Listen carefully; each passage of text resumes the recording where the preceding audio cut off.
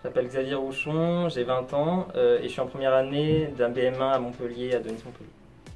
J'ai un bac S. J'ai un peu cherché sur internet, puis je m'intéressais déjà, j'étais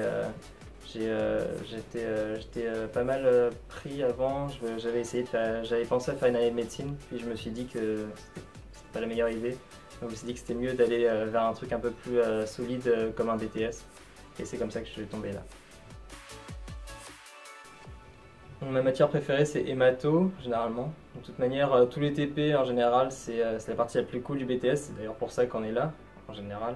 Et oui, pour le coup, c'est bien parce que ça nous permet de manipuler. Le sang, c'est assez intéressant, on fait pas mal de comptages et il y a beaucoup de manip. Ouais, c'est vraiment sympa. La matière la plus compliquée, celle que je préfère le moins, c'est physique-chimie. Bon, déjà, il y a un peu le professeur, et puis c'est surtout, je suis assez mauvais en physique-chimie de base. Même si j'aime bien la partie physique, la chimie, ça m'intéresse pas forcément, et du coup, c'est beaucoup plus chiant pour moi. L'idée, c'est de travailler beaucoup, travailler plus que moi en tout cas. Moi, je me suis rendu compte que si je travaillais pas assez, en particulier dans les TP, ça pouvait me porter préjudice. Encore plus que là, on part en stage dans pas très longtemps et on a vraiment besoin de connaître nos cours et de bien les maîtriser.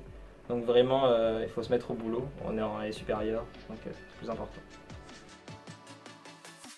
Et Denis, c'est un petit peu la seule école, en particulier sur Montpellier pour ABM. Moi, j'ai choisi ABM pour pouvoir aller par la suite sur des études un peu supérieures, un peu plus compliquées. Je me suis dit que c'était pas mal. Donc, je vais effectuer mon stage à Marignane, à un laboratoire hospitalier à côté de Marseille. Donc. Là, je vais faire microbio, donc tout ce qui est microbiologie, ensemencement des milieux, etc., ainsi qu'hématologie. Je vais peut-être aussi essayer du prélèvement.